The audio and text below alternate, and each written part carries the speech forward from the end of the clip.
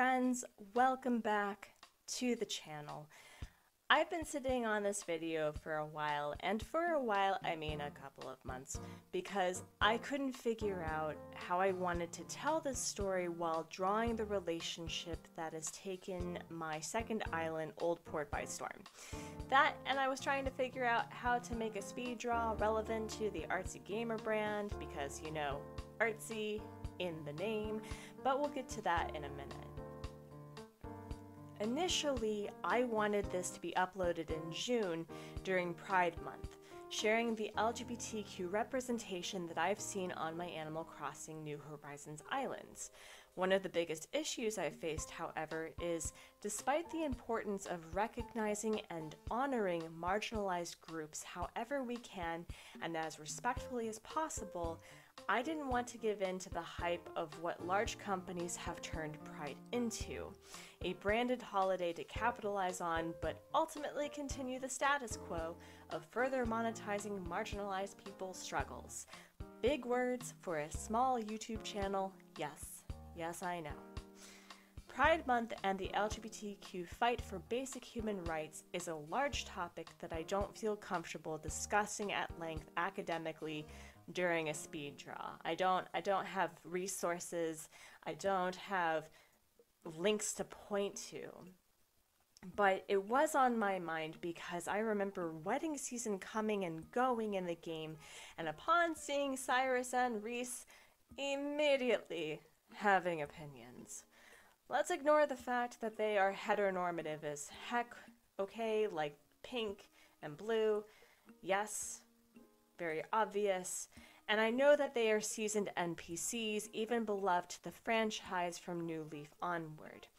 I appreciate Reese being the headstrong, pants-wearing partner of the relationship, but I've got to be honest, as a married person myself, who has the time for a month-long anniversary shoot for the second year in a row?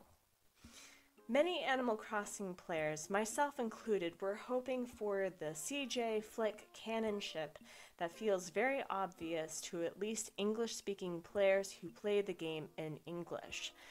Both NPCs refer to each other as partners and that they live together. It would have been different if they were explicitly besties and refer to being business partners when talking about the other, but it's ambiguous enough that Animal Crossing players rolled with it, and it's personally a headcanon that I appreciate. And don't get me wrong, Nintendo has done a lot to improve representation in Animal Crossing. In previous games, you were pale-skinned, and you were either male or female. In Animal Crossing New Horizons, not only are you referred as they, them, but you were able to change at a whim your appearance to being masculine or feminine presenting, or anywhere in between, and there are 8 skin tones to choose from, as well as hair textures that go a long way for POC players to feel included in the gameplay. Regarding LGBT representation in the game, it's subtle and not very obvious on your island specifically. Sisterly villagers often refer to having elderly women as neighbors, signifying an older lesbian couple.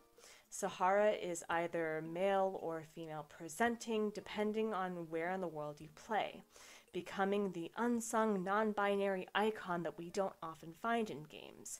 And how could we forget Julia, our snooty peacock villager who has the male peacock plumage? But the ambiguousness of CJ and Flick's relationship continues to be a strain on my mind, because to acknowledge openly LGBT representation in their games will ultimately place a huge responsibility on Nintendo and other companies to own their decisions at the risk of losing money from closed-minded players or offending the players that they want to represent. Representation continues to be incredibly important to many, especially young people, who realize that they do not fall under the supposed cisgender heteronormative ideal that society tries to enforce. Going back to CJ and Flick's ambiguous references to the other as partner, however, I thought that it was perhaps a translation issue from Japanese to English, but in going down the rabbit hole, of Japanese business and negotiation practices and terms, like I do, the term business partner was explicitly indicated. Additionally, if we look into Japanese culture, LGBTQ representation is not particularly open. Many developed countries around the world just legalized gay marriage and the ability for gay couples to adopt. And when it comes to transgender rights over their own bodies and representation, we still have a long way to go globally. Marriage isn't all there is to LGBTQ rights. It's quite literally the icing on the cake. I'm talking about continuous violence of trans people that continues to be off the scale across the world. I'm talking about places in the world where the accusation of being gay specifically is a literal death sentence, where gay conversion therapy is openly practiced to the detriment of young children.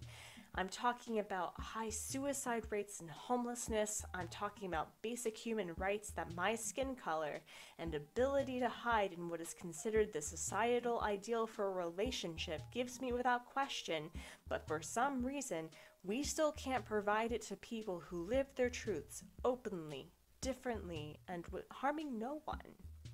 Other games, especially BioWare's beloved Mass Effect series, were significant in gay bisexual relationships. It was the first game to feature a female PC, aka femshep, to romance another female-presenting NPC, Liara of the monogendered Asari species. Monogendered, I know. And despite my personal beef with Caden because he refused to cuddle in the first game before the boss fight, okay, he is able to be romanced in Mass Effect 3 by male Shep, becoming one of the few characters in any gaming franchise to be canonically a bisexual male. But it's a double-edged sword. Perhaps Nintendo is worried about making LGBTQ relationships canon in Animal Crossing New Horizons because it'll feel like they're tokenizing a marginalized people. You can't represent every individual with 100% accuracy, and someone somewhere may take offense or not feel represented correctly.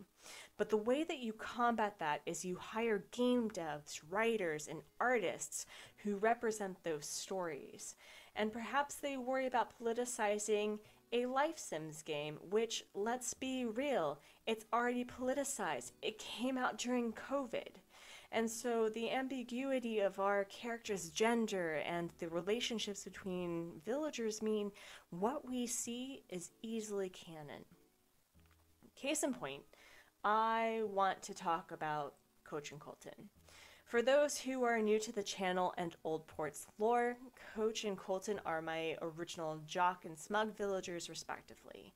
Old Port is being built up for a Bunny Day takeover of the spoopy season in October, and all the while, Coach and Colton are forming a relationship that was obvious to anyone with eyeballs. Early on, they were always together, and I mean always together. Cue the evidence montage. They were frequently in each other's homes, trading catchphrases, and asking me to gift the other. And what I appreciate about Animal Crossing New Horizons are the relationships the villagers form with each other, regardless of being male or female villagers.